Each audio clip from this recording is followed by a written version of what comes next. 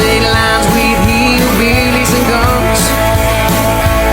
It's been a hell of a ride and a whole lot of fun. They gave me many names down there in Dixie, but the main one that stuck on me was whiskey. And welcome to another episode of the Bourbon and Ballistics podcast, the podcast where we talk a little about whiskey, a little about firearms, and a whole lot of everything in between. I am your host, Joel Potter, and I invite you to sit back, relax, pour yourself your favorite glass while we talk some bourbon and ballistics. On today's show, we have Troy Phillips. How are you, Troy? Fantastic. Thanks for having me. Good. Troy is going to be probably one of the most well-versed whiskey guests that I'll probably ever have on this show. He is a sommelier. Mm-hmm. How long have you had that title? Probably it's at least a decade, probably closer to like 13 years. Okay, so you know a lot about a lot of things. I know way too much about everything. Okay. He's the owner of Battleborn Wine right here in Gardnerville, Nevada. How long have you been the owner here? So we're coming up on our 17th anniversary, September 15th. Okay. So it's been probably a pretty amazing journey. I mean, the building itself, has a lot of rich in history, and then on top of that, you building what you have here, right? Yeah, it's pretty wild actually. So the building is the first building in this town, famed after John and Mary Gardner. So essentially, the building, the back half was originally here in 1880, and then they moved the front half in the early 1920s because they used to do that. So it came from Virginia City, so they moved it down here, built it, and then it was essentially a shoe store. So they sold all sorts of high-end goods to San Francisco and various places, and then it was a Basque-owned dry goods store for almost five decades.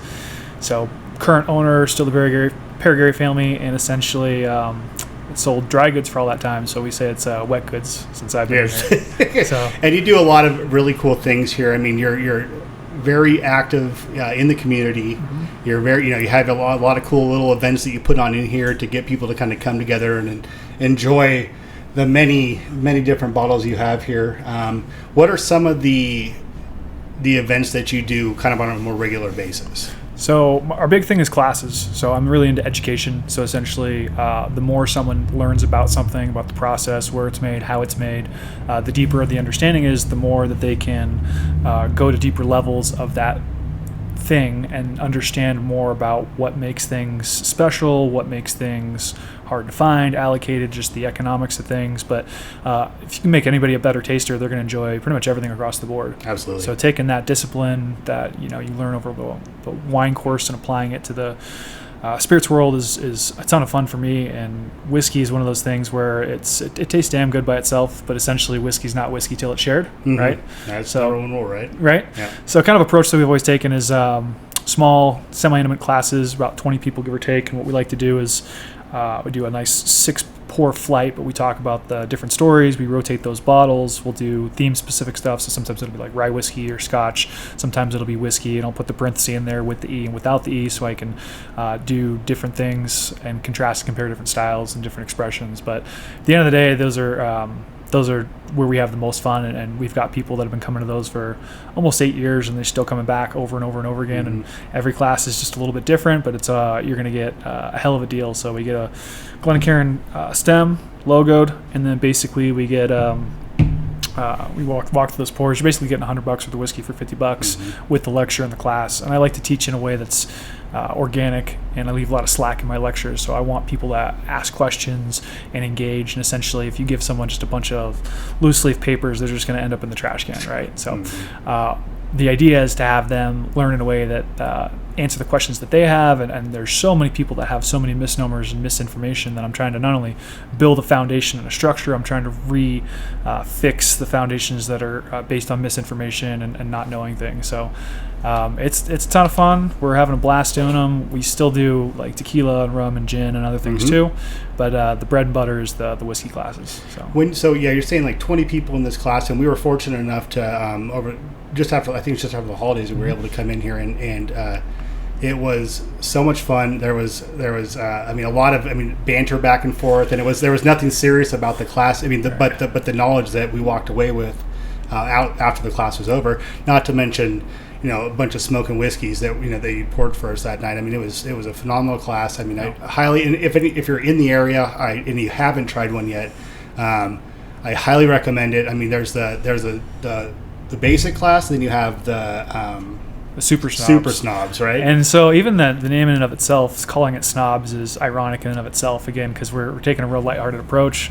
It's a ton of jokes. We're having a really good time, and people are able to make new friends and really dig into what the community is all about, and that's the core of what whiskey is. So they're fun. We do about 3 or 4 a month, and then we do those super ones when we have access to. It takes a long time to save up those super special bottles. You're pouring stuff with a comma and the price tag.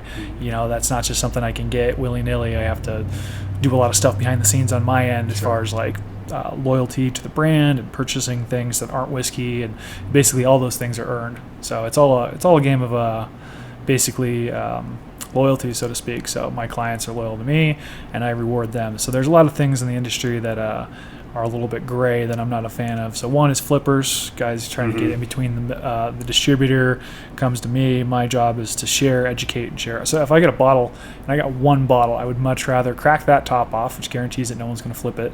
And two, I'd rather pour it for 20 people, including myself, and have a damn fine night about it, rather than have one guy try to go make some side money on the internet. Sure. I want nothing to do with that. So that's one of the ways that we prevent that process from happening, is by cracking it and drinking it. So can't take it with you. They're not baseball cards. I'm going to call out a lot of guys here who have a lot of bottles unopened. There's no reason not to crack that thing. Some of them are special occasions, and they're maybe one time you'll get that bottle. You might not get that bottle ever again. But at least find out what's going on, right? You can save the rest of it in there and have it as an anniversary bottle or whatever it might be, Christmas Day dram, whatever you're going to do. But just to have something closed in there, that's just holding it hostage, right? Right. Yeah. What is your take? And that kind of leads to when a lot of people do the infinity bottles, right? And do you personally partake in that? I had a lot of guys bring this up over the course of a long period of time, and it's really funny because I didn't for a really long time, and I kind of have played around with it just a little bit, not a ton. I've done a few of them, and because I'm done this for so long, and I've done so many blind tastings, and I understand what things are. It's really funny that I can pull out, like, I'll just completely forget what's in there, right?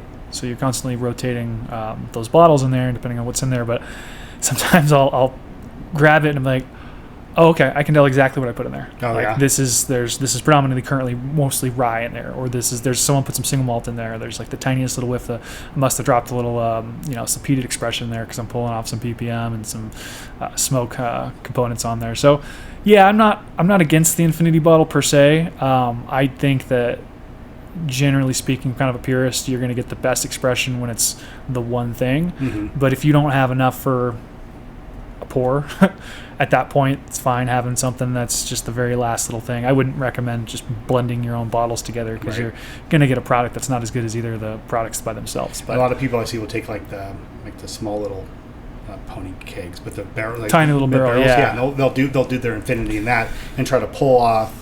Yeah, and those you got to be careful with too, because those things are time machines. They will. They're such a small surface element. They will pull a lot of baking spice, a lot of flavor off that wood really quickly. So you don't want to make sure you want to make sure that you're really getting in there. Otherwise, you're gonna cook all that good whiskey by putting too much wood on it. It's like over salting the steak or over season it. So yeah, I got no hate there. Infinity bottle is something I was late to come around to, but mostly just if you got a little dregs. Yeah. It's kind of where I like to try to, and this is me personally, is like when you have that little bit. There's some of the bottles that I've opened, and the idea of the show is just really to try to get us to both try something we haven't, and that's like I was saying earlier, it's going to be really hard with you because you've probably tried a lot of stuff, and it'd be hard for me to find something locally that you haven't already had. Yeah, damn near impossible. Yeah. We stay on top of stuff pretty good. So if I'm not going to traveling and going to different places, to different distilleries and different whiskey bars and different things, they come to me. So my distributors and my reps are constantly bringing me new product, helps me stay on top of the game. And with those classes too, you're cracking 6 bottles every time. You're doing that 4 times a month. You have a really good idea of what's going on the shelf over there, and you're able to speak to the customer and let them know, based on their preferences and what they're looking for, kind of get them a good fit for a bottle. And you've came up quite often with most of the local guests that I've had on the show, that they can come in here Jeremy Lick had brought up that his son had come in here looking for a gift for his dad, and he knew right where to go. Knew exactly what he was going to love, and that's the cooler part about being in a smaller town and having a guy that knows a lot about that thing. It's pretty neat to hear that how many times Jen, the same thing. Yeah. She's like, we all know where to come with when we need the juice. 100%. Cool. I have a database, so I've got everyone's names in there, and so that database is great because a lot of things are gifts. You got some sort of celebration or something, so someone wants to get a gift, and I just pull up their name, and I've got 17 years order history from that person. Oh, wow. Yeah. So I can literally put in their hand exactly what they're looking for, little guesswork. That being said, too, I probably haven't learned a new person's name in a decade. I think we're only capable of learning like 500 names tops. Topped out, yeah. Your communities and old tribes back in the day weren't that big. So when you have, thousands of clients and you've got large social networks and these various things, it becomes overwhelming. So I've always just been really good with faces. I'll recognize you if I met you once, but more so, I'll remember what I sold you. Mm-hmm. Your name, I could see it 1,000 times. Yeah, After about the 10th time, you can't ask them anymore. You're past that point. Sure. So names not so good. Everything else really dialed in. So. As I say, that's as a store owner. Like think of like locals at a restaurant. Like you're just going to see them sitting in the machine. I just came from the Overland, so seeing those locals come in, it's like, hey Betty or whatever, and like their Chardonnay's already there waiting for them and all that. But it's tough when you're not good at names. It's the Cheers effect, right? That's the reason you're going there, is for the community, familiarity, the fact that they know what you like and where you're going to sit, what you want to eat, all that stuff. It's one of the perks of a small town. Sure. So taking that customer service and service above all else, we try to be basically a pillar of three things. One is selection, two is price. I'd rather anybody can leave with a good bottle of whiskey for $200, but it's much harder the further you go down that price spectrum. So I want to save people money and give them two things for the price they were looking to spend on one, and then lastly, I want to be able to just make them feel awesome in addition to learning stuff, but also give them an experience. And that's you can always work harder and you can always take care of people. It's a really easy thing, old school customer service that you don't get as much as you used to, and it's really too bad. So that's one of the things I think being in this town for 40 plus years, you still see those same business owners still owning those businesses and still trying to personify that exact small town vibe every time you walk in there.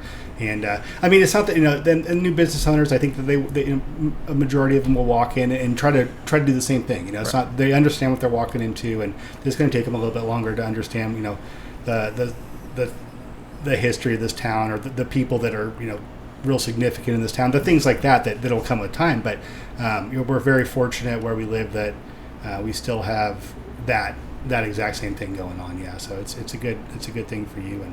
And people like wine here too.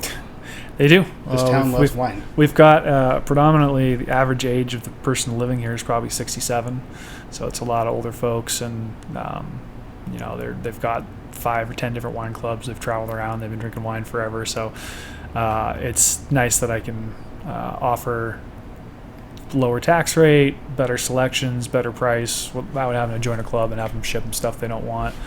I think touching on what you were just talking about too, and I was just thinking about it, it's one of the things, it's with this area specifically, anything that works, and that could be Melissa over at Les Schwab Tires, that's Kevin over at Minute Meat and Deli, shout out to Kev, Marie at JT. These people are still in their businesses, and their businesses would still operate, and they have a level of success and traction that they don't necessarily need to be there, but they are there. Yep. And that's if they're in there, it makes the world a difference. You cannot replace yourself. You're 1,000 yous, and people are coming in there for you to see you, and so you create those relationships. But owner operated is the way to be. Even if you grow past that point, you don't want to just outsource it and let it go to shit. You work so hard to build up a reputation and hold those standards. You got to hold yourself to that you're going to be backing and shelving and all the things that go into that. So I will tell you what, I am getting a little parsh. I don't know about you. I know. I was going to say, it's dry here in Nevada. It's a little arid, right? Got the airy smoke right there, the smoky air. I mean, yeah. So let's talk a little about what you put on the table. Yeah, let's do that. So essentially, we've got 3 bottles up here.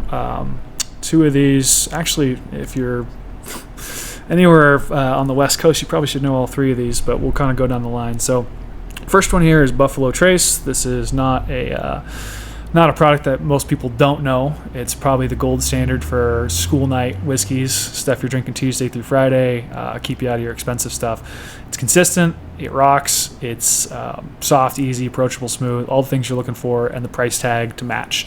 It's accessible, it's available everywhere. It's probably one of the hottest bourbons out there. So Sazerac, they knew what they were doing when they dropped this, and essentially it's just old, steady, old, reliable. But what makes this different here is this little gold sticker on there. And basically what that means is that's my own personal barrel of it.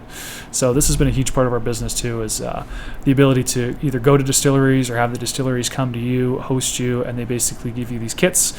And so what happens is all the regular bottles, they're consistent and mass put out, but the best ones are marked through the cellar folks and the guys moving the barrels around. They know where all the best barrels are, and they mark them, they put codes on them. And so when a buyer like myself supports the brand and supports them and shows the loyalty through sales, they give you the opportunity to get your own private barrels. And this program is really cool because then you get essentially an elevated, better product, but it's the same price tag. So if you're getting into whiskey and you're newer to the journey, this is something I'm going to recommend to everyone. Wherever you're traveling, we recommend going to bottle shops, which is what we are essentially. Again, owner-operated. You're going to have someone there that loves the product, knows the product, rather than like a C-store somewhere that's selling vapes and cigarettes, stuff like that, or a large chain where you just stand in an aisle for a long time, and then some Total Wine guy is going to walk up and try to put you on a Total Wine exclusive product that's absolute crap, and we've all had this experience. So stick to bottle shops, and there's for this area there's a lot of people that are running really good whiskey programs. Again, Kevin, been to Meat and Deli. We got Incline Wine and Spirits. We got AJ out at Speedway and Drams out there. So there's some really cool plate craft Thai over in Reno too. So there's a lot of places that have their own little niche programs, and I implore everyone to go to those. Independent buyers is where it's at. You're going to get a good price, you're going to get the best product, and you're going to get the information that comes with it. So to speak to this one, so this is my latest Buffalo Trace barrel. I actually put half the barrel in handles, which is pretty cool. So a lot of them don't have that option to do multiple formats, but I thought it'd be pretty cool for people's back bars in their collections to have that big handle, and especially at the price range. But Buffalo Trace, again, something that everyone knows what's going on in here, but essentially you can put this side by side with the regular Buffalo Trace, and you can really taste the difference on that and the other things you're looking for. So let's slide that across for you. Yeah, man. Thanks for having me on. This is first most awesome time getting here. You brought the whiskey, you poured the whiskey, we get to drink the whiskey, talk about it. So it's super awesome. Life is good, brother. Life is great.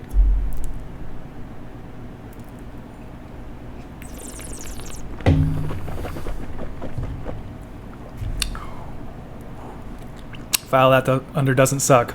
That's good. Yeah, we have fun picking these barrels out. I think we're about 18 barrels now. Yeah. And I think Kev down the streets probably got me beat by maybe 2. He's at like 20. And all of those have come within the last basically 3 or 4 years. So you guys, sorry to jump in, but go ahead. Because I do notice that when you guys are doing your picks, Mm-hmm. do you guys go to figure that out together, or how does that work? Does that work? You guys? Essentially, every buyer is going to have their own footprint of what they've purchased and earned. Okay. And so you use different distributors. The distributor themselves has access to provide some of these things, and then the brands themselves have their own internal monitoring system. Oh, okay. So Buffalo Trace knows every product that they make that's whiskey and not whiskey that I've purchased within a calendar year. So They keep track of that, and that's not only on the distributor side, but that's also the distillery. So again, everything loyalty, everything earned, and so you kind of have to pick certain lanes, and those lanes are going to provide different brands and stuff. And so it actually kind of works out pretty well. Me and Kev are kind of on different tracks for the support of 2 different distributors. Mm-hmm. So there's some overlap in the middle, but of all those barrels, I think one of them we picked out together. We picked out our Knob Creek single barrel cask strength bourbon and single barrel cask strength rye together at the same time. Oh, okay. That was a ton of fun. But we've both done Maker's barrels too, so there's a little bit of crossover, but by and large they're different roads, different brands. Yeah, I was thinking more along the Maker's line because I saw that you guys had definitely different. Yeah, and that Maker's, if anyone's not familiar with the single barrel program for them, it's a little different than just picking out different individual barrels that are different elevations and have different, heat exposure and different ullage and leakage and various things happening inside. With the Maker's one, they're taking individual different staves, so like French seared oak, and then they've got a Mondiant, and so they put these different toast levels. So you're getting the charred barrel because it's bourbon, brand new charred barrel, and then they're putting the different toast levels of different woods, and so you get to pick out of 10 different components, you get 5 different variables you get to move up and down and tweak. So it's very different than anyone else's program, and essentially there's like thousands of different combinations that you can come up with. So the odds of you overlapping with someone else are almost zero because everyone's going to have different preferences as you fine tune that in. And that was a fun one. Yeah, your guys' picks were, night and day different. Yeah, and that's both very good, But yes, there was such a difference in them. Yeah, they the variance is what you're looking for. So after you've been doing this long enough, when you first get started, it's everyone's kind of chasing the same stuff. They're chasing those unicorns and the bottles that are hard to find and all that stuff. And a little advice to anyone out there that's looking. Couple things. So one, if you call me and ask me for something, I'm going to tell you no even if I have it. If you walk in and ask me for it, I'm going to tell you no even if I have it. If you come in, make a purchase, and while you're buying something, then ask me for it, you have a 95% better chance, even if I've never met you, that I might have that bottle in the back. Yeah. So don't call, don't waste your time, don't drive around, respect your own time. It'd be pretty silly to drive around for 4 hours to 6 different places. You got goose egg. Every one of them had it. You just didn't buy anything from any of them. Loyalty, right? Yeah. And especially once you start coming to a place consistently, they're going to recognize you. They're going to know your name. Eventually they'll know your dog's name, and they'll have that relationship with you. And if you just quit trolling around everybody, trying to just throw spaghetti against the wall, something will stick a lot easier and a lot faster if you provide a little bit of loyalty to that buyer. And it doesn't have to be whiskey. Honestly, everyone's got a different budget. I don't need you to come in and spend $1,000 the first time you come in. You come in every 2 weeks and you buy a 6-pack. Well, you might be entry level turning a wrench, or you might be just like a busboy or something. I'm going to put you at the top of the line, knowing that your financial situation it's a huge sliding scale, right? So it's more about the consistency of me recognizing you more so than the actual what you're purchasing and how expensive that product is. Just want to see your face. Yeah, that's it.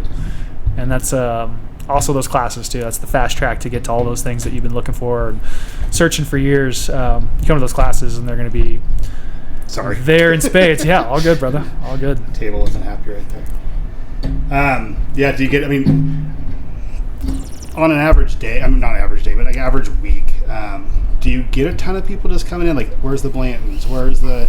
I get asked for that Elmer Glue, Horse Factory, Jello, literally 20 times a day. Really? And just to let everyone know, my access on there, I get about a bottle, maybe 2 bottles a month. I get 20 calls a day. I get 20 people that come in and ask for it, and when the day it lands, it goes up on the shelf, and it's usually gone within a couple hours. The next couple people that come in here usually just take that off the shelf. So it's everything's a market. Your house, if it's at Lake Tahoe and it's on the water, is worth more than a house that's in the valley down here, because there's 500 homes for sale down here, or whatever that number might be, and there's 2 on the entire lake. So there's more people looking for this product. It's this inverse relationship between supply and demand. So I call it the Buffalo Trace tax. And basically everything on the top shelf, all these allocated bottles, they cost more because that's what it costs, right? And I don't care what you paid for it 12 years ago. It's pretty relevant. Your house is worth a different price 12 years ago too. Right. So prices fluctuate, but houses move really slowly, and whiskey can go from, like, say, Henry McKenna. I had that on the shelf for $49. I had 20 cases upstairs. I ran out of money, started selling it all in December. This was a few years back, 2019. One article goes out, it hits send. By 6 a.m., that bottle jumps up to no longer can I get it. It's not only hard to get, it's just gone for 3 years. Price tag goes up to $150. Yeah, I got to make that last. Yeah. And so I had run out, but essentially the next bottle that I got years later, the price tripled basically overnight. So those bloggers and the people on YouTube, and especially the whiskey publications, those things have massive influence. It's not just you, it's not just your state, it's not just the West Coast. It's the entire world. This is a global thing, and bourbon is really, really popular. So you got people in markets like Japan and Canada, all over the world drinking it, and so those things, it's stretched really far, and they have their own systems to. It's the same way I'm trickling down the loyalty thing. They're doing the same thing to me. So everything earned. Do you think that that these distilleries? Well, no. Let me rephrase that. Yeah. So, do you think us being on the West Coast have less access to the stuff like that people back east would? I mean, do you have the same reach? So it depends what it is. It depends on how special that is. So I had 2 barrels that I got in the last 2 months that sold out really, really quickly. One was Frey Ranch 100% cask strength wheat. I was the only one in northern Nevada to have this barrel. It was absolutely insane honey barrel, just mind-blowing. It was like liquefied wedding cake. And so you've got all these super fans, and you've got thousands and thousands of fans, and you basically kick out 1 barrel. It's no longer about here anymore. I had a guy from a whiskey club in Arizona, a whiskey club from San Diego. Guy flew out from Ohio, drove down literally to get this in his collection. Wow. He was on my doorstep. I had all these guys, and then San Francisco Whiskey Society too. So basically, you've got people will travel, and it's a huge thing. Is mealing things, and because the patchwork of liquor laws is different in every state. Essentially, one guy will go grab it for his club, and then he's got it, and he'll just figure it out later. So. Really quickly move that. But I had another barrel, my rare character. I don't know if you can see it up top there, but I got the only Takai finish on the entire West Coast. And so this is like tiny micro stuff. And basically Takai, just to let everyone know, essentially is like Madeira meets Tawny Port. So it comes from Hungary, and they measure it in petunias. So it's 3, 4, 5. So it's basically this really, really special high-end dessert wine that the czars used to drink from Russia for 1,000 years. Oh, wow. So I get this really, really unique casking, and I'm the only one that has it. I had a guy from New Jersey call, and then he sent a guy down from Alaska. And 2 days later, this guy's here. How many are you willing to sell me? And a lot of these guys in those will just those wax tops will trade bottle for bottle. That's a huge thing with buyers.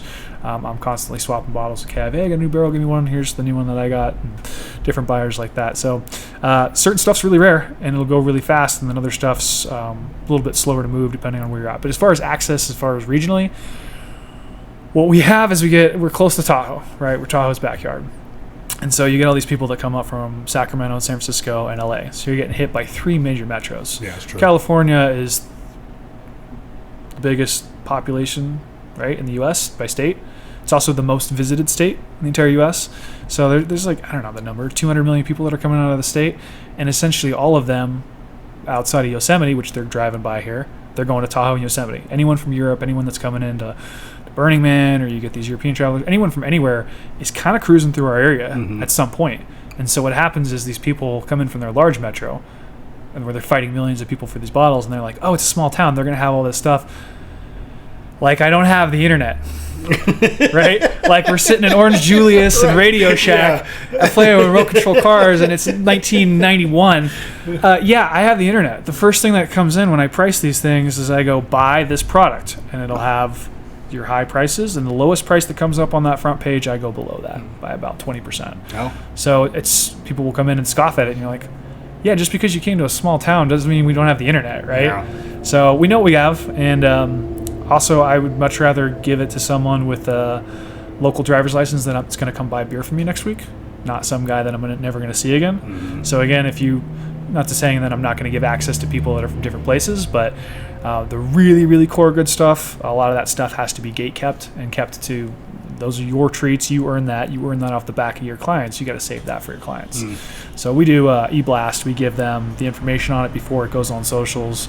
And so they get first crack. I go, hey, look, you're going to have a week, whatever it might be, 2 weeks. And if you don't take this, as soon as I put this on the internet, Alaska, New Jersey, and Arizona are going to come gobble this thing up, and invariably do. So it's super interconnected, and I don't think that state lines matter as much, but we're connected to Vegas. Yeah. So that gives us access to things like these Chinese billionaires coming in to gamble. They want X bottle laid on their pillow at the top of the win, right? And so the distributors will hold on to these things just in case this person comes through. But what we have is it's just like behind the scenes stuff. So it's like the tale of 2 states. Vegas and Northern Nevada have not a ton of love for each other, right? So when they get something down there, which is where it starts, and we ask for it up here, they're like, kick rocks. Why would we send this up there? Mm-hmm. None of those buyers want to relinquish it. None of the salespeople want to relinquish it. So we have to wait weeks and weeks and weeks until it's transferred up. And basically, if they get, so say they get like Pappy, and say they get 100 bottles of Pappy, well, they're going to drink 90, they're going to keep 90 of those bottles, and they're going to ship up breadcrumbs. Mm-hmm. And then there's 1,000 different buyers up here between Tahoe, Carson, Reno, Gardnerville, Minden that have to fight over just the absolute scraps.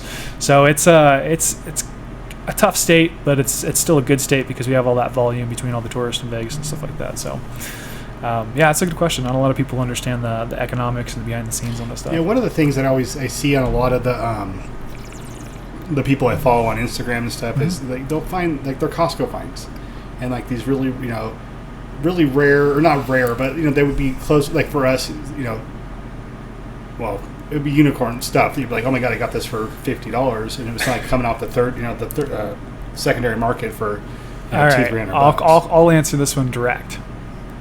So I prefer not to buy my whiskey where I buy my Kirkland pants, multivitamins, muffins, and batteries, right?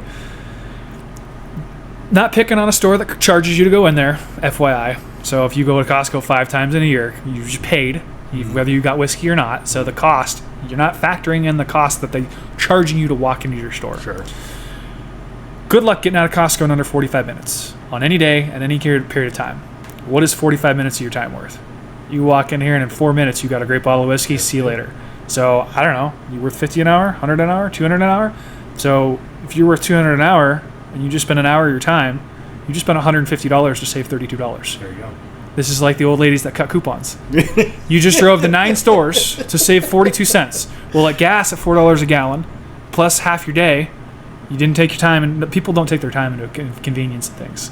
So, that's a huge factor. So, not to say that there aren't some finds here that are Costco, but the other piece of this is a lot of those are trolls. So what they do is you're seeing this bottle in this guy's lap, this crotch shot bottle, seeing a receipt, check the date on it.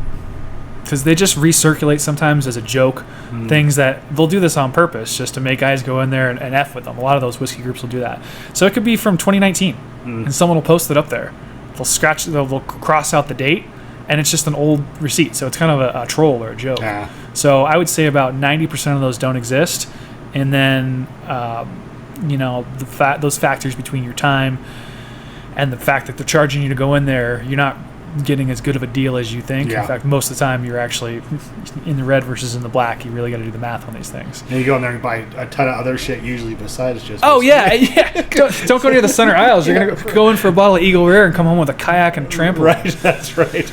Yeah. So those stores are not time efficient, and they're not cheap to get in and out of. So there's a lot of disadvantages towards that, but it's part of the calculus. Everyone's got to find stuff, and the school night stuff in large format's fine. I think the Kirkland whiskeys are undrinkable. They're disgusting. They carry some stuff in there that's regular label stuff, by Buffalo Trace or George Dickel or Wild Turkey. You can buy any of those established names, but I think their blends, the Scotch is absolutely atrocious. I can't get past it. And even some of those other Kirkland ones, you can move past that point in your whiskey journey pretty quickly. And I would implore most people to. Just do it. They carry the other brands.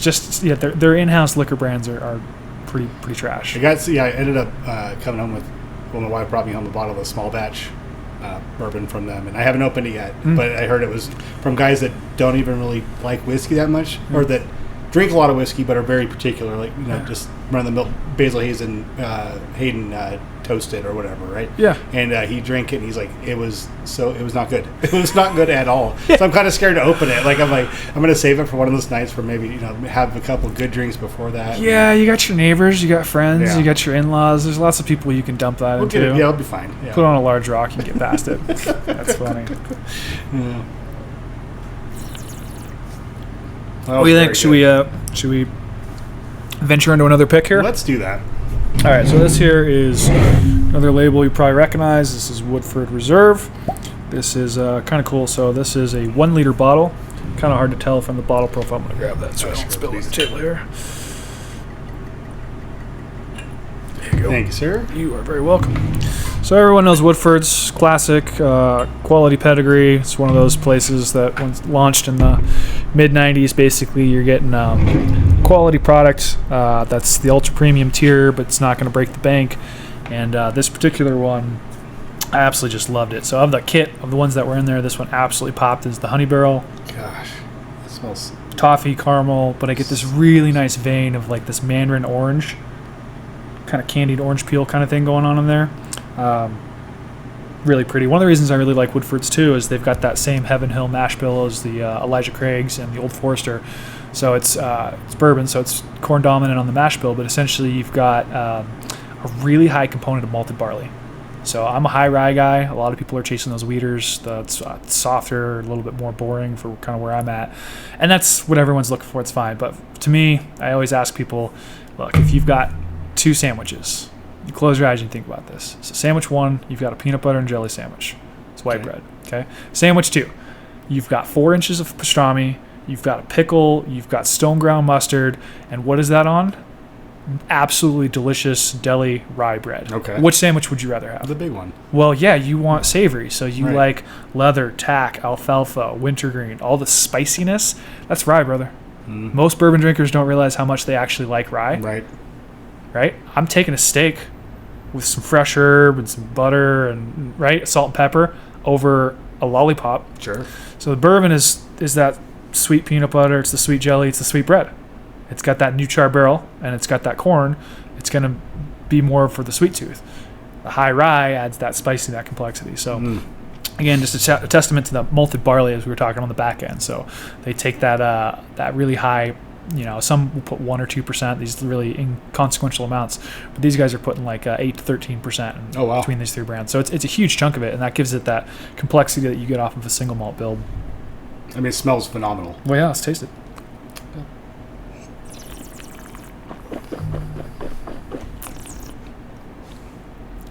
Oh boy, Ooh, baby. that's fantastic. Right? Wow. Isn't that a treat? Wow. So you notice that body, though. So it's got some nice weight. Yep. And even though Buffalo Trace is a great whiskey, this significantly feels heavier. It's like a little heavier motor oil rolling around. So, You got the oil, yeah. but it's 46.2, so it's not going to rip your face off. Of those 18 barrels I've done, I think 75 to 80% of them have been over 60 ABV. So Oh, yeah. 120 to 133 proof. They're just absolute monster trucks. So the last year I told my buyers with heavy intention that I'm looking for stuff that's you can walk right up to, and I'm tired of telling people that you have to don't touch this until you've had 3 drinks. I had to have that speech with every person for every one of these huge barrels, like that Elijah Craig I got over there. That barrel that just came in, that 9-year, it's Rickhouse Z, which is cool because most are A, B, and C. Oh. 5th floor, so super high up, but it's 130.4 proof. And so I thought I'll put in the set tonight. I'm like, nah, we'll take it easy. We'll go easy on you. Still a school night. It's not Friday yet. But yeah, it's fun to do the stuff that you can sip on. You don't need a large rock, and it's not like too intense to start with. So that Woodford's fit the bill for me, and we're pretty much about 90% sold out of that thing too. So it's on its last legs, which make me sad. Gotta start thinking about that's a good one. future barrels. So, question for you. Podcasting. This is super fun. I listen to a ton of podcasts, and this is a fun experience. Would you say that you've learned a lot in the time that you've done this, as far as your approach, not only the guests, the time length, like what things have you kind of honed in since you started doing these? Now, this has been a very eye-opening experience for me. I mean, coming in with zero experience, really not even listening to a ton of podcasts before this, not having a bunch of experience operating the equipment. Yeah. I've been very fortunate that we live like we were talking about earlier, the low-hanging fruit, the people that are really close to me are all phenomenal people, very interesting from different walks of life, but all have a lot of common bonds. And 2 of those things are typically, what we really try to hone in on the podcast. So that in itself makes it really easy. The conversations flow. There's quite a few times where I ask somebody to come on that's never sat down for an interview or anything like that before. What are we going to talk about? And like next thing you know, an hour and a half's passed, and I'm having to edit it back a little bit, And so I mean, it's been really easy on my end, The technology side of it, I've definitely made a bunch of mistakes there, but Nothing we haven't moved past. Recorded episodes and actually never hit record or didn't have the sound hooked up. Stuff like that does happen, and it is one of those things that I think a lot of people do. When Josh and Nate started theirs back in the day, I mean, you get to hear all the fun stories that were just like, well, shit, we got to kind of dial it in now. And when you go mobile, I mean, it's, a lot can happen. I mean, your mic can fall off the table or whatever. And as you get the studio feel where you don't take everything down every time, that helps a little bit. But, at the end of the day, I mean, really it's just the guests that have made this so easy. Yeah. Well, I would agree that there's a lot of amazing stories, a lot of really awesome people in this area, and that probably makes, the start and getting things rolling pretty easy. I during the pandemic I did a lot of Facebook Lives, and so I wasn't able to do my event. So I'm like, I'm just going to record stuff and talk about different things. Yeah. And so they're probably still somewhere if you deep scroll on my Facebook page. But I was doing long form, and they were between an hour and a half, and basically just replicating what we would do in the class, but over there. And they were we had a lot of views and a lot of interaction with them. I was having a lot of fun doing them. But as soon as events were allowed to happen again, I realized that it was work and extra time that I didn't have. So I had a lot of people that have asked, like, hey, you should do a podcast. And I'm like, well, I would probably, not overly specify it into a too specific of a niche.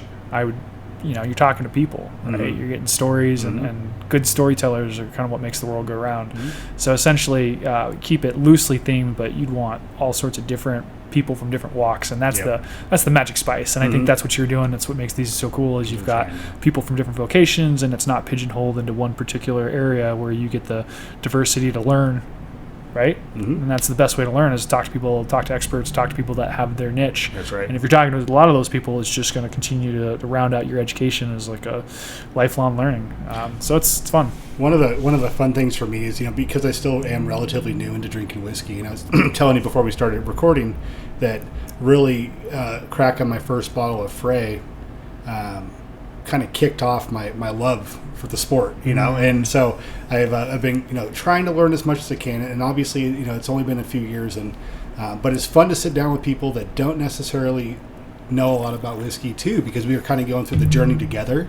And so it's like one of the big things we're trying to do is taking a bottle that we've never had before, kind of really elementary style, dissect it real quickly, and then just like I said, and that's the whole part of, and a whole lot of everything in between. It's just, it's what a lot about, and those stories have just been phenomenal. Yeah, I have too much to say about Frey, but this is probably a good transition to kind of put them on deck. So while we're still finishing that Woodford's, not to rush you, talk a little about these guys. So this is Frey Ranch Estate Distillery. That word estate is super important. What that means is they are farmers. They're 5th generation Nevada. Fun fact, out in Genoa, Ranch 1, the very first deeded property in all of Nevada, Frey is one of the first 5 names. So they are older than the state of Nevada. They've been continuously ranching out in the Fallon area for 4 generations. And everything about them is, about farming and hard work and putting the best possible inputs and quality in. And so there's some distinguishing factors that a lot of people may hear, but they don't really understand what's going on. So let's talk about just the bottle itself. This is Professor Plum in the library. Nope, it was Troy at the whiskey store with the 10-pound bottle. So you've got this huge, thick, kick-ass glass, and you've got it's pretty, but what's going on here essentially is you've got the label itself is replicated as a belt buckle. The top of the bottle is obviously a bolt. So you've got they built the distillery, they did the plumbing, they did the concrete, they did the electrical, they literally built every single thing of it. When they got Vendome copper. At the time they were starting out, essentially, stills you can't just buy a still. You can't throw money at that. Still, that Vendome copper is the same one that all the big boys in Kentucky, Tennessee have. So essentially, when they asked them for something, they said, well, we're going to interview you, and you have to prove to us that you earned this. Oh. So it's not like, here's some money. It's like, nope, we're having a conversation. We're going to clear the day and make sure that you deserve this. Wow. Yeah, a lot of people don't know this. Fun fact, when they sent them the still, it came with no instructions. It was just a box full of pieces. And they called them up and said, hey, we're kind of moving along here, but we got some questions, and we're kind of curious on this and this and this. And they said, if you don't figure it out, you don't deserve it. Wow. Yeah. Jeez. So you're talking about some legacy stuff that's as old as the distilling, in the entire U.S. So the bottom of the bottle has a little Easter egg too. Not a lot of people know this as well. It says, "Be good to the land, and the land will be good to you." So a little homage to obviously the state of Nevada and to ranching and farming. But when we're talking about a state, what that means in the wine world is the same as the whiskey world. So basically, rather than just buying open market grain, like Midland Grain Producers that has 500 different brands and they age different labels and different barrels, essentially what you're doing is you're farming, you're growing it. So you get to choose which varieties of, dent corn and two-row barley, whatever you're going to put in there. Their master distiller was not a master distiller by trade, self-taught. So he was a grain specialist. So he specifically was hired because he knows every single variety, the starch, the protein, all of the compounds, the molecular science and biology between every possible grain and how it's farmed and ranched in all of the soils and subtypes of the area here. That's not how everyone else does No, things. not at all. So very distinguishing factor to start from the ground, from the dirt, from the earth, and from the soil. So what's really cool when it says estate, all of the grain from this particular comes from their estate. So they're ranched about 2,000 acres, and essentially you can't buy grain. So when you're growing and you're aging and you're trying to scale up and move into different states and markets, you have to be really, really smart and intelligent about that growth, because all of a sudden you could go into a big market like they just did with Texas, and now they're back in back south. They just opened up, I think, Indiana and Ohio. You got to be careful where you put it and how much you give them, because you don't want to run out in your own backyard. So you got to grow at a smart clip. So with that estate, what that means, they get to control all those inputs of the grain, but also every time there's a vintage or harvest, that product is going to taste different. And this is what people don't understand. A lot of people go, "Well, I've tried Frey Ranch." I'm like, "No, okay. You've tried the previous batch." It's like saying I've tried this winery. Well, that was last year's grapes. That was we had frost, we had gnarly heat, and then we had to drop and then there was smoke that came in through California. All of those things are going to make a different product every single year. So it makes wine immensely harder. So they're essentially like the hybrid, all the best qualities of a winery meets a distillery, because you are controlling those products. So you could have much lower yields, but much higher quality inputs. And I've got some grain bottles I'll show you after we're off camera here of the size of their rye versus the open market distiller's rye. It's like three times the size. Really? So they get a much smaller yield, but the quality is through the roof. So with this, even though the mash bill is exactly the same, they're aging it for the same period of time, you're having different seasons of grain that went through different experiences, and so you're going to get significantly different variants between things. Now, this is their flagship bourbon, so essentially their mash bill on there, I want to say, if I remember offhand, it's 90 proof, 45%, and they've got it's 4-grain mash bill. So they've got rye, they've got wheat, they've got barley in there too. So they've got all 4 of those grains in there to kind of round it out and give it all of its things it's looking for. But again, if you're gifting someone a gift and you go, "Oh, I bought it from last year," well, this is a totally different product. That was last year. So just remember that this important thing right there is that number, which is the batch number. Batch 12. Batch 12 is different than 10, different than 9, different than 8, different than 2. So buying the same exact product every six months is going to be a different product. Yeah. And it's a little bit of a variance on this, but when you get to the rye, which is a higher proof, it's 100 proof and it's 6 years, you're going to get even more variance. And then so, like when I go out and do my barrel picks, and I've done 6 different barrels with them, when I get a sheet full of 6 whiskeys, it's like 6 different distilleries. They are like not night and later that night, it's night and day. They're just completely all over the board. So it's a ton of fun to pull off just the amazing amount of diversity that sits in those rick houses. Wow. So that's not even talking to the people themselves, which are, what up Colby, what up Ashley, really, really good people. And they're talking about owner operated.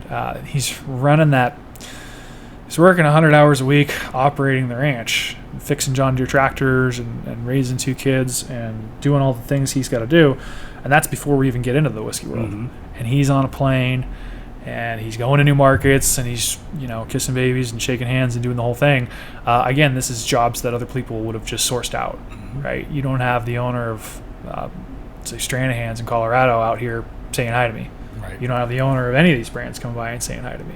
But he's going into markets and he's meeting every single buyer and purchaser and bar owner and restaurant. So they're still out there hitting the pavement, which is just crazy to me. I don't understand where they have the time to do it. I know. It's so wild. Yeah, it's pretty wild. But let's... I actually haven't tried batch 12 yet. So this was Well, I'm excited. Newer batch. And if anyone's a UNR, University of Nevada, Reno graduate, they're getting ready to release a blue package. So it's a Wolfpack label that's coming out. It's super exciting. It's pretty. Yeah, it's really pretty. It looks good for us. Good collector, good look on it. Yeah. And I think that's going to drop probably in about 2 weeks. So if you're interested, check back. I'll probably have a limited run. You're going to want to shoot me a call or reach out in socials and I can reserve one for you. But every time. No, it's just so. This is my go-to if I have a choice anywhere. This is exactly. I mean, gosh, it's good. So not only do you get all that toffee, caramel, baking spice, vanilla, I get this just beautiful litany of spices going on. But to me, I get rickhouse funk. Mm-hmm. And what this means is they're not filtering out all of the gold. When you walk into a barrel house, and if you've never been to one, I implore everyone to do this immediately. You're just overwhelmed sensually with the smell and the density of the air and everything that's going on between that interplay between that charred wood and the aging whiskey. It's one of the greatest smells ever. Every one of them smells totally different. It's like Belgian beer. If you're brewing a beer open top ferment, the native yeast in this building is going to be different than right across the street. So all of them have their own ambient, like micro diversity that's going on in there, and all of those things impact the flavors when you're making the low line, you're doing the distillation, you're doing the aging specifically. So when you smell something and through all of those beautiful aromas, you get a sense of what the actual room where it was made from smells like. That's special. That is special. That's the difference that you're getting on that. And so to me, that smells like I'm standing in that room as soon as I close my eyes and go in there.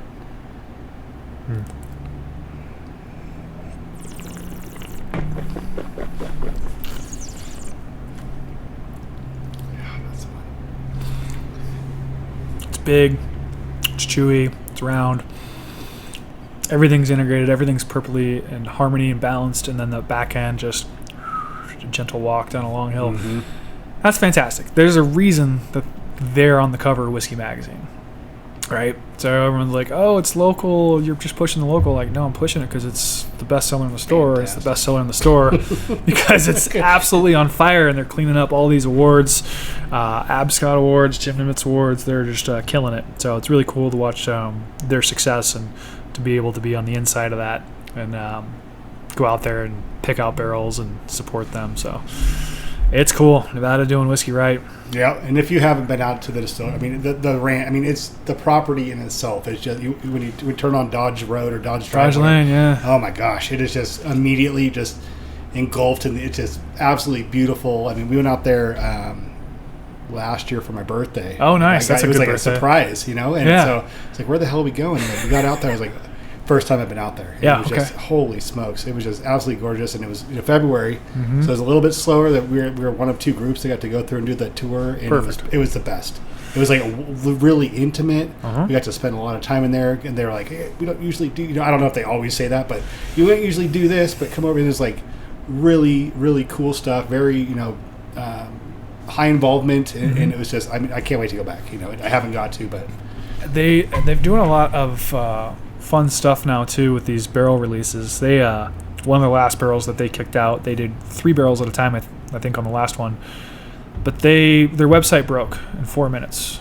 They had over 2,000 people trying to buy 150 bottles, whatever that yield was, on that first barrel. So crashed their website. They get people, I mean, you think I get people that travel, they'll get people on those releases that are from all sorts of different states that are 150 people, 200 people long. So they're doing a Harvest Fest, I think. They've got a public date coming out. You can check on their website. They've also got an e-blast, which is really cool, called The Dirt, and that's the insider information about their specialty releases, like their quad malt, which is a process that they've basically are malting all 4 of those cereal grains. No one's doing that. They do a malted corn. I've never seen or heard of anyone malting corn.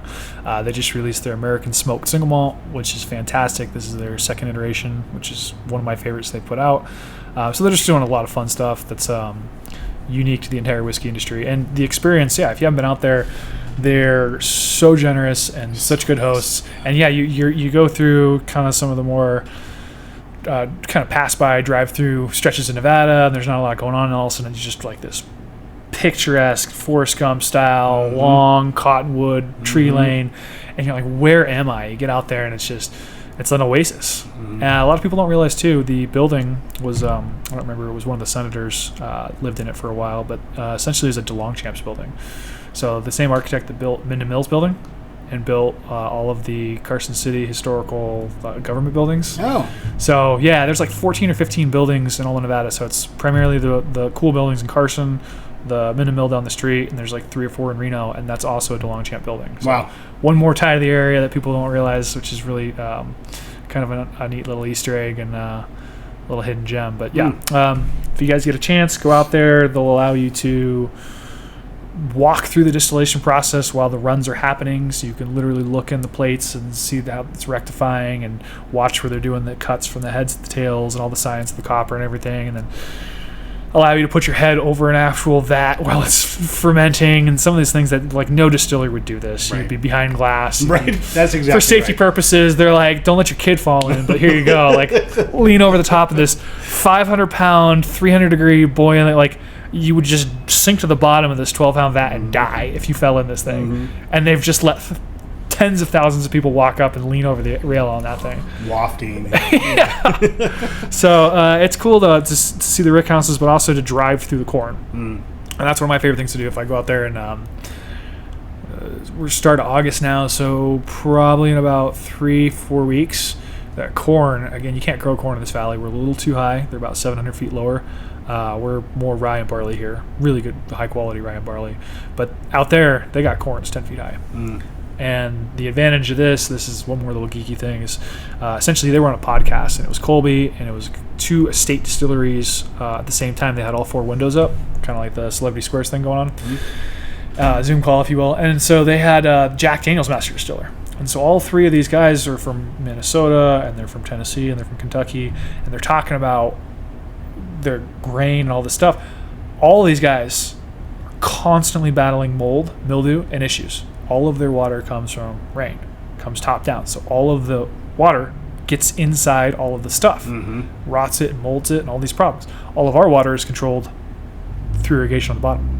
So this dry climate, not only does it accelerate the aging process, so a 5-year whiskey out here is probably more like a 9-year whiskey. Oh. A lot of people don't realize this. It happens faster. So you have those huge shifts. I mean, it's 110 degrees summer, and then it gets down to like -5. It's a huge swing. So we have these huge temperature ranges, which is ideal for aging, but also all of that water in the actual field is coming from the bottom, which is they don't have any of the issues that all of those East Coast distilleries have with their grain and everything. Super interesting. Yeah, on that podcast, I was like, this is fascinating. They were super jealous of Colby. They're like, what do you mean you don't have any issues?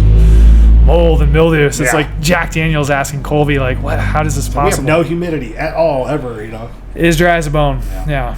And I always thought it interesting because, you know, when you look at on the social medias, the friends and followers that I have on there, and all of them being back east, the differences in the climates, it's always been kind of interesting to me that we're able to do like but Frey is able to do this, figure this thing out, and do it so well. Yep. And why has it taken so long, right?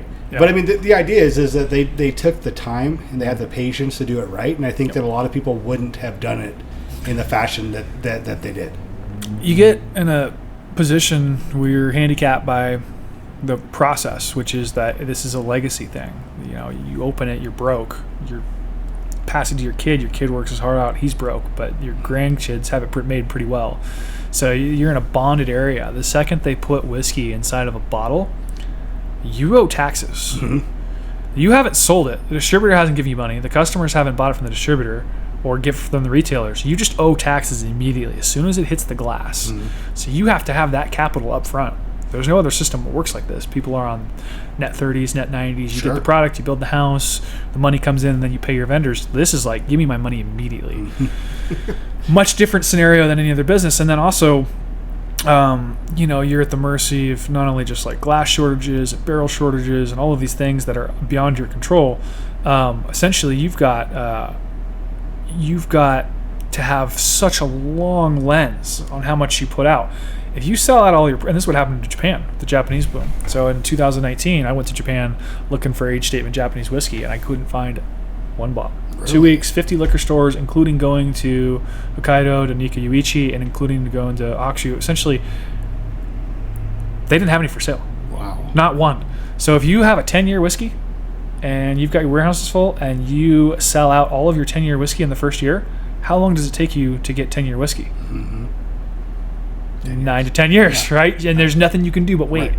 And so they had to put out all these Band-Aids, these really cheap blends that weren't anywhere near the quality pedigree that they had. So you get all these 3 or 4 year imposters from the big guys. And so there's all these huge mistakes they can make, but essentially it's like steering the longest boat or Cadillac you've ever... Right. You can't just turn that thing around. You have to just really understand... which is another reason for their success is they're farmers. They're conservative. They've seen bad years, bad crops. They understand cash flow like no one else will. It's a rough job and it's a lot of work. So they've got that figured out pretty well. Yeah. Yeah. Like I said, it's interesting. I mean, it's well beyond my scope of knowledge. I can't even wrap my head around it. But coming in, farming in itself, I mean, is no thank you. You could just you could have one bad year and now you put that into whiskey, right? Yep. And you're already trying to that's not going to be out for at least 2 years. Yeah, and you can't legally buy grain. Mm-hmm. Oh, this vendor fell through. I'll just buy from this other vendor. Right. You can't do that. You can't buy from anyone. So you mess that up, you're cooked. Mm-hmm. You lose the entire batch. So that's it's like wineries too, with again the fires and stuff like that. Right. Cut all the fruit, drop it. It's just turns into compost. Yep. See you next year. Start over. Yeah, that sucks. We lost a year's worth of business. Wow. That was the case, man. That was I know a lot of winery owners over in Napa when that fire went across the valley. Mm-hmm. It's just gnarly, but yeah, that's the cost of doing business. Yeah. Yeah, the hopes that you have enough to you've been, and that's the thing with a newer distillery is that you don't have the option of stockpiling anything. Like you're still just producing, selling until you get into like year 10, probably year 10 or whatever. I don't know how it works. It's the most capital intensive business. So what you're doing is you're making White Dog, vodka, and gin. You're making stuff that you're not even trying to make because it's quick to bottle, quick to market. Sure. So you're selling those things, and those are actually a really good indication of how good your product will be later, before you get all that magic in the barrel. I had known the Freys for a long time and had the relationship when they were a winery, and I immediately was like, holy cow, your wines are all above average, very quality wines, which is crazy because the soils in Nevada shouldn't make good wines, but there's specific to that. But the spirits, when they first came out, their brandy, I go, that is one of the best brandies I've ever had. Oh, really? I've had hundreds of different Armagnac and Cognac and expressions from France and all these producers. I went, holy shit. That is some of the best brandy I've ever had in my life. Yeah, absolutely knock your socks off. And then they rolled out with their vodka, which I don't care for vodka, but the vodka was a huge hit, and their gin was exceptional. I was actually in on some of the formulation meetings when they got to take all of the individual botanical components. It was like caraway and anisette, black pepper, and they got to tinker with it and see which ingredients they wanted to put in there. So they went heavy. It's Nevada, so they went heavy sage, but desert sage, right? Mm-hmm. So that was super fun to be able to work that experience. But as soon as I tasted those spirits, I go, your whiskeys are going to be so freaking good. Yeah. I knew this from day one. As soon as I tried that brandy, as soon as I tried that gin, absinthe was exceptional too. I go, these are world class. Interesting. Absolutely world class. So I was able to kind of see way down the pike on this at the quality that they were putting out as they were learning and teaching themselves how to do it, trial and error and stuff. So interesting. Yeah, not just new to it, true to it. That's right. One of the big things, and this is kind of shifting gears a little bit, because I really wanted to, for a lot of the guests, kind of focus. I mean, you run this store, sole proprietor. You're this is it, right? I mean, if you're not here, you're not open. Yep. And so, you're a father. Yep. You're doing this pretty much on your own, mm-hmm. right? And so when you're like the one of the biggest and strongest points I like to try to make is that the people that are on this show, I mean, I watch you from social media and stuff like that, the stuff that the life that you're providing for the kid. I mean, it's above and beyond. You're out there, breaking your ass for being a dad. Yep. And you come back in here and every single day you show up. It's a true testament to the type of guy you are. and the type of business you're running, the type of dad you are. I mean, obviously my experience, with your family is null. Like I did not have one, but Right. I can almost say that, that without, with absolute certainty that they're going to say the same thing, that hell of a guy. I appreciate that. Your reputation is kind of all you have at the end of the day. And for me, daughter is 9, and when that happened, I was no longer a somm or a whiskey salesman or a business owner. I was your dad. That's job one. That comes first. Period. No ifs, ands, or buts about it. So that's my actual job. Right. And I'm really good at that job because it's my favorite thing in the entire world. Yeah. Absolutely love being a parent. It's you forget what life's like before, and I wouldn't change it any other way. So it's cool to be able to, create a good human. Basically, everything you do matters. What you say, how you act, your actions, the things that are happening that you're not aware of. Not when you're disciplining or trying to teach your kids something. They're watching you. They're watching you all the time. They're watching you constantly, and you are a marker and a mold for what they do and how they act, and manners and respect and all those things, hard work. And so you have to not give a kid the iPad and check out and do the thing. You've got to show up day in, day out, and it's not work if you're having fun, but Yeah. it's everything, man. That's something where that's the easiest way, if I've never met you, to gain my respect. Walk in and let me watch you with your kids for about 3 minutes, and I will know what kind of person you are. Sure. And if I trust you, and those things are really critical. So that's the real meaning of life right there. What man. are some of the challenges that you see? I mean, being a father and then running your own business with limited with no staff, really. I mean, like what kind of yeah, things do you I'll come talk up to that. against? That's a good question. So I am a little bit of a control freak. I like to do things my way, and the idea of spending 30 hours to teach someone something I can get done in 30 minutes, it's just like I don't know. I love what I do, and so I want to be here to do it, and I know that no one can do it as good as me. So it becomes the reasons for the pros and cons stack up that you want to be involved with that.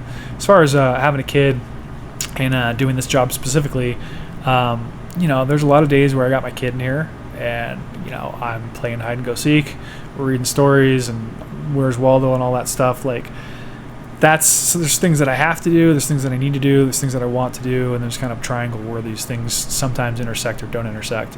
And kids, I'm gonna be present with the kid. That's my job. Yeah. All the other things, this is what I do for money to be able to do that. So it's a unique position. My kid goes to her elementary school, and she's got a Battleborn Wine and Whiskey sticker on her water bottle. She was in 2nd grade. She said, "That's my dad's business," and she pointed to the Nevada flag. I'm like, no, your dad doesn't own the state flag. We're Battleborn Wine and Whiskey, but that's nope, that's not what that is. Pretty close. Yeah, close enough, right? Almost nailed it. No, being a parent's awesome. It's a deeper level of saturation in the community too. When your clients and your friends and your family, not only do they get to meet your kid, watch your kid grow, but my kid ain't getting away with shit ever. Right. Ever. Right. And none of my friends' kids are either. You got eyes everywhere, and so that's talking about community and some of the perks of being in a small town, whiskey and good people. But essentially, as far as raising a family, I can't imagine just being an island in some city, just being completely anonymous, and that's probably the biggest asset towards being able to give your kid the experiences that we have. Grow up, and you're going to Lake Tahoe, you're going to Topaz, you're doing all these fun, awesome things, and you're not in an area where you're worried about your kid riding their bike to the mailbox or to a friend's house down the street. It's like you grew up drinking out of a hose. Hose water hits different. Let your kid outside. Let 'em have fun. Quit helicoptering off them. Right. Get them off a device. Get them outside. Make sure they fall down and get bruises and scars and proof of life. That's a huge part of that. So it helps when you've got a community and you've got extra sets of eyes and extra people around there that are going to make sure that your kid's keeping their head. Sure. No, is out of trouble. And yours are 11 and 13. 11 and 13. So you're right on that. You're same. Yeah, we're on the same boat. Yeah.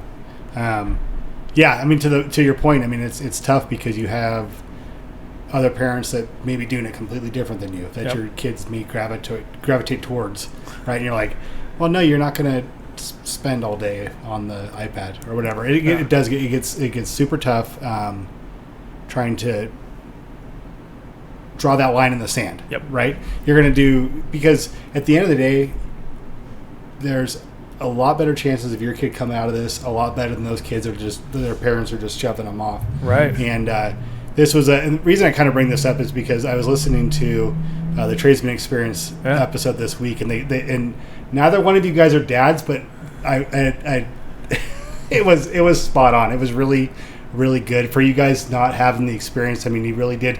I mean, treating your children essentially like a business. I mean, it sounds kind of coarse when you say it like that, but it's, let them figure the stuff out. I mean, you guys crushed it. I just want a quick shout out to you guys. I mean, it was awesome. So so for you as a business owner and being here by yourself, if you're not here, the business isn't open. I just wondered how that works. Not having, excuse me, a lot of overlap for go out, do the family thing, come back and make your living. It's you make time for all the things, but to their point and the lesson on that, I think that's a great analogy. I actually hadn't listened to that particular pod yet, but I'll find that number and look back on it. There's just got to be accountability. Kids they want to learn. They absolutely thrive and desire discipline and structure, and you don't realize that if you don't have that and it's too loose, you're really kind of handicapping them. And so life is, the only thing you control in life is how you react to things. That's it. It's the only thing you control. You can't control anything or anyone, but you can control your actions and how you respond to things. And a huge chunk of life is just a lot of shit and quick decisions and pivots, and it's adjusting on the fly. And if you don't have those skills because no one has forced you to do that, you are going to completely mentally crumble under the pressures of life, which are coming. They will be there, yeah. And this is a huge thing too with, and I'll be careful, I'll choose my words carefully on this. A lot of people are homeschooling, and that's great. I think those kids are really smart, and they're going to get a lot of information quickly. But boy, howdy, this is like all of the successful people that I know that run a lot of businesses were a lot of kids that messed off in high school, and they got their mistakes out of the way early, and they made them and learned from them. There's a lot of beauty in that. So you can afford to make mistakes early. The longer that timeline goes, the harder it is to remedy these things, and the deeper the consequences are. But as far as like, I just think with kids, it's kind of like school is kind of like prison. And it's Mark Twain. I learned more. I never let school get in the way of education. Whatever his quote was. I'm trying to think of what it was. Never let school get in the way of my education. It's pretty close to that. That was almost. Anyways, the whole thing is like they have to learn that someone's going to rip something out of their hands. There's always someone bigger. There's always someone smart. You're going to get in trouble. You're going to have people gang up on you. Like you have to learn these skills. They're so important. I don't remember 99% of the things from middle school or elementary school. Like a lot of that stuff is just test knowledge. You're just learning for a week, and it's just in and out, all that stuff. But you learn very, very quickly how to navigate people, how to read people, how to trust people, getting all those things. It's super important. If you're homeschooling your kid, you better have your kid in team sports, and you better have your kid a healthy degree of other people around. And they have to be put in uncomfortable situations. They have to. You can't just helicopter around, and you can't just protect them until they're 18, and then you have this absolute incapable human being. Monster, right. Monster. But also just you feel bad for them. Like, it's not their fault. Your job is to prepare them and to provide tough lessons and hard lessons early. They need to learn that all of their artwork doesn't go in the fridge. Sorry, this one's not very good. This one sucks. Yeah, this macaroni art's no good. And then the stuff that's up there, it doesn't stay up there for 3 years. It gets thrown in the trash. Like this is there's a lot of lessons in this. So as far as my kid, fantastic. You have to teach them. What do we do when we fall down? The kid, get back up. Like, you gotta teach these things immediately, because that's what life is. Mm-hmm. It's a lot of falling down. It's a lot of failing. It's a lot of one step forward, two steps backwards. And that'll eat you alive if you don't know how to deal with that. Mm-hmm. And there's no age too early to learn these things. You learn these before you're speaking. I mean, these are things, really, really early childhood development things. But you have to stay on that. You can't just, my kid went to preschool and it's homeschool from there on. Like, again, I'm not picking on homeschool. There's a lot of pro things with that, but that involves a different level of, like, my kid's an only child, and I'm a single dad.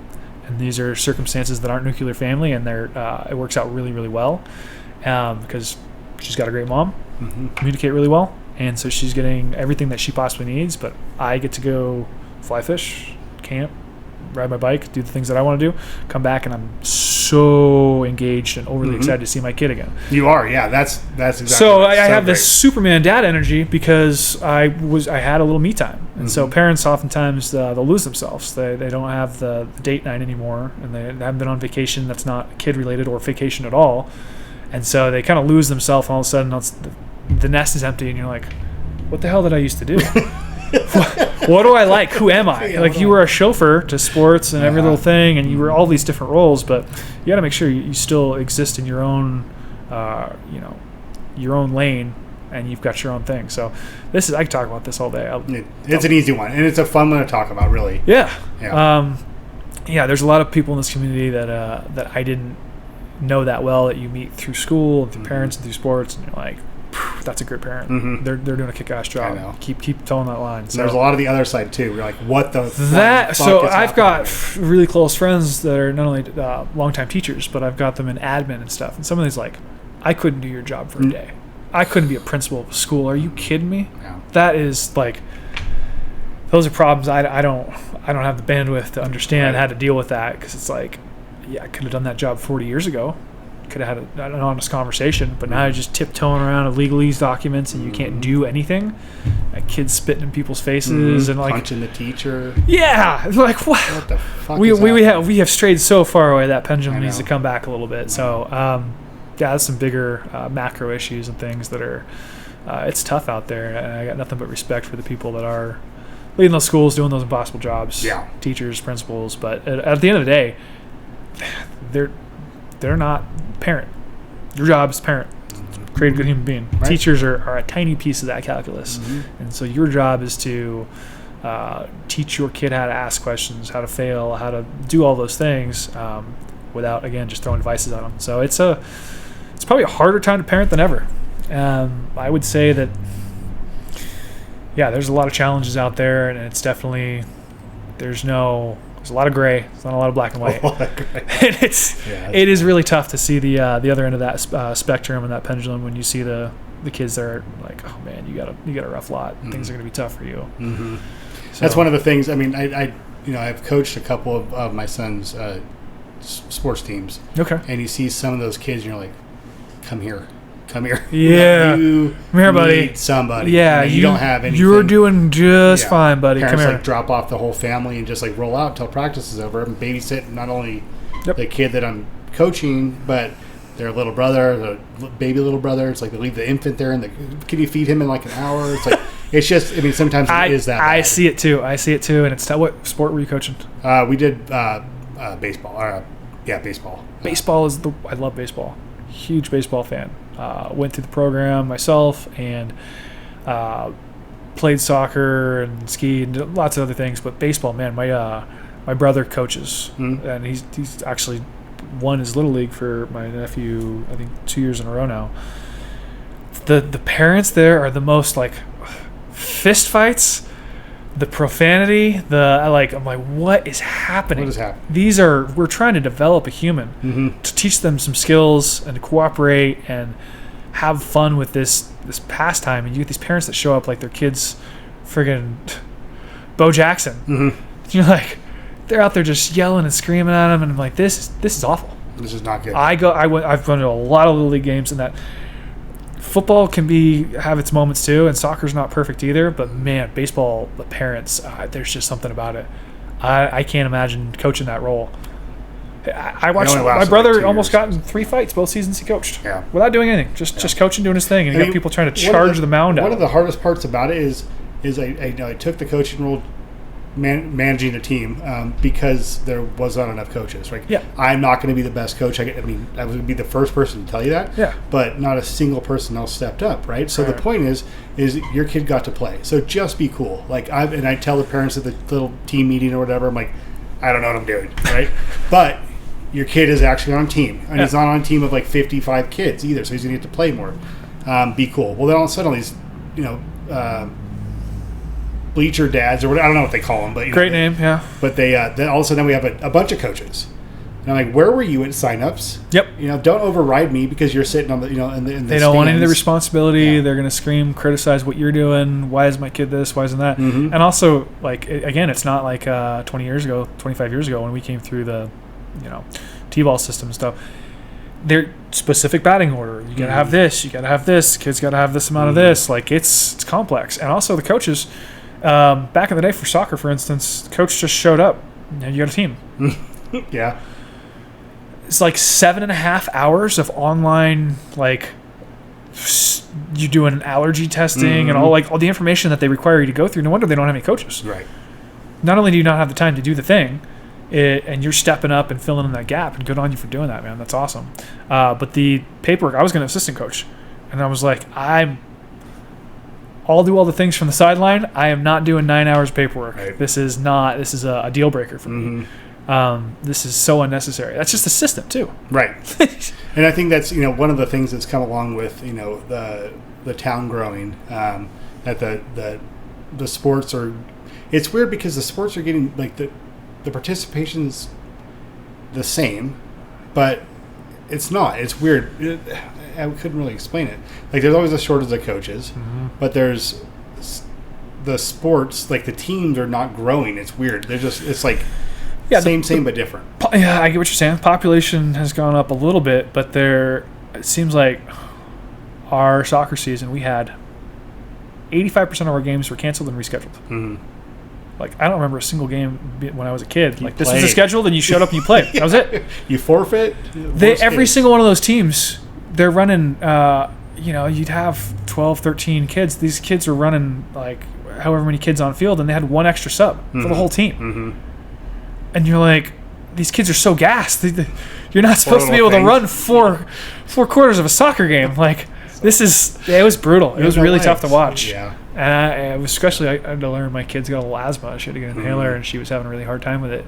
They kept telling her, like, just toughen up, you need to get through this. And I was like, a little bit in the beginning, and then I'm like, all right, she's not just like trying to cop out of this because it's a tough thing. Like, she's not an issue. She doesn't know how to express this. She can't explain it. So, yeah, we got that inhaler. She's good to go. Oh, good. Yeah. Good.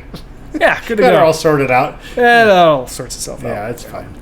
One of the last things before we go, I mean, the show is Bourbon and Ballistics. I know it's been a while, but I have seen you out doing some shotgun work at a time or two. I mean, is that something that you avidly pursue? I mean, do you I love have shooting. time anymore? I don't have time. I love golf. I don't have time for golf. I love shooting. But you got to prioritize, like, the small amount of free time that you have. Yeah, sure. So I'd rather be I love fishing, fly fishing, backpacking, hiking, biking. Those are probably where predominant amount of my free time goes. So those other things are just, like, sprinkled out there. Yeah. It's such a great area for it. We got all this open space, and we've got, guys like Russ.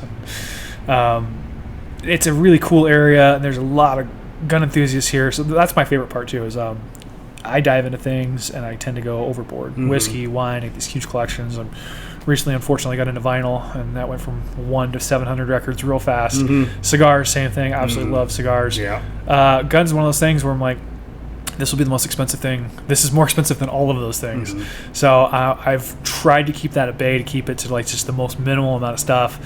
And I love going out with guys that have, like, all the fun stuff. The cool shit, yeah. Yeah, the cool stuff. So anytime someone's going out blasting, my thing's like, I'll take a couple pieces out, but essentially I'm just going to slap some money in your hand. Like, here's your ammo. Let's go. Yeah. So that's an absolute blast. That's my favorite, when you get the guys that have a nice collection of stuff, and you get to shoot some really interesting, different gauge, different caliber, all the different things. On your end, how long have you been into guns? It's. My family, my mom's side of the family is, they're avid hunters, and so grew up with it. Sure. It was kind of, hunting wasn't really ever my thing, but when we got into more like the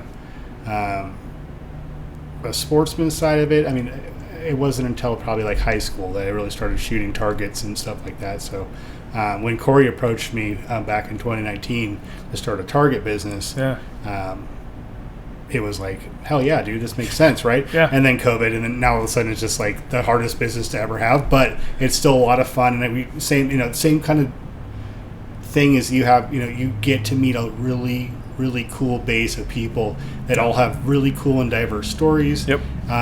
Making the business, we definitely are never going to be able to retire off this, Right. First Line Ballistics, but it is still so much fun to go in there and actually come back and talk. We started doing wine walk this year. Nice. And which was probably like doing the events has become my favorite pastime. You get to Just meet all those talking, people, and you get to talk to the guys that have been doing it for a really long time, and vets and guys that have hunted for a long time. Yep. It's a really cool community. I love hunters. I love gun enthusiasts. I could talk to these guys for days. I also know the time, the energy, especially with hunting. You're scouting, you're doing all these things. Like, that's a pretty big time commitment to pull off, and it's variable. You don't know when and where. All of a sudden, it's going to snow early or cold. Or, right? There's all these things. You got to go track them or draw down to the water. It's fun to have those conversations and those people. Do you do any bow stuff, or is it? I do not do bow, but our friends that's all they do. Right. Very, very avid bow hunters, and Team Whiskey guys. Yep. It really is listening and seeing and hearing some of those stories of these guys and what they're clearing for yardage to drop a big animal is just absolutely intense. It's pretty wild. It's wild. Yeah, I was listening to one of the last Lex Friedman podcasts, and he had I forget the guy's name, but one of the guys that won one of the Survivor Series, and that guy's story. If you're looking for a really, really interesting story, dude chose to be homeless for a while, like drifted, and chose to go to Russia and like live up there with like the reindeer people. Like, his story is absolutely wild. So he won this show, and he talks about like basically you get to pick one weapon. There was like a saw and an axe and all this stuff. That guy's survival knowledge was like no one I've ever heard of. No. And having him talk about what went through his head, you're isolated for an entire year, the inner monologue, the conversations getting in your head, and like that was a super good podcast. But specifically like his story and some of the things the way he approached things, like he's talking about, he hit this moose on this pond, but he had been stalking this thing, and like it's fantastic. If you're into hunting or any kind of survivalist stuff, I highly recommend that last Lex. I don't remember the episode number, but it's freaking awesome. Sounds fun. Yeah. This was fun. I really appreciate you having me on. Absolutely. We should definitely do this again. Yeah, and before we go, I just want to give you a chance real quick to let everybody know any upcoming events. Yeah. Where to find you, like all the basic, real good information. So don't go to our website because it's compromised, and I don't have an email. We've been fighting through that, but we're on socials, both Facebook and Instagram. We're a good follow on Instagram. Specifically, we do a lot of life stuff that's non-related to wine and whiskey, so that's a fun one to follow. We have an e-blast. That's our primary way that we let people know that we're doing private barrels, our specials, our sales. We just did a half off all wine sale. We do half off whiskey sales during Veterans Day for vets and stuff like that. So we've got a lot of really, really screaming deals that we put out every single week, and that e-blast is the best way to just be notified about all the upcoming things. So you can call and we can add you on that email list, or pop in. We'll get you on that. It's the best way to stay tuned. But the socials are a good follow. And we do have 2 events coming. We've got a whiskey class coming up on Friday. I think it's August 16th. And then a tequila feature is going to be Saturday, August 17th. We'll be doing tequila and taro with one of the neighboring businesses in town. Oh, fun. Yeah, super fun. And then we do wine and vinyl, and that will come the following week. I think it's the last Friday of the month, where we spin records and basically drink wine and stuff. So got some fun stuff coming down the pike, and we'd appreciate any like and follow. Cool. And I am Joel Potter, and you can find the Bourbon and Ballistics podcast on all the socials at Bourbon and Ballistics. That's going to be YouTube, Facebook, Instagram, TikTok. Troy, this was a lot of fun. Thank you for supplying and some really good stuff. The conversation was phenomenal. Yeah. Appreciate you having me. I appreciate you having me on here, and we've been trying to do this for a while. I'm glad our schedules linked up. Yes, and that again, worked out really well. Troy Phillips, Battleborn Wine Whiskey, and thanks for having me. Thank you. I cross state lines with hillbillies and guns. It's been a hell of a ride and a whole lot of fun.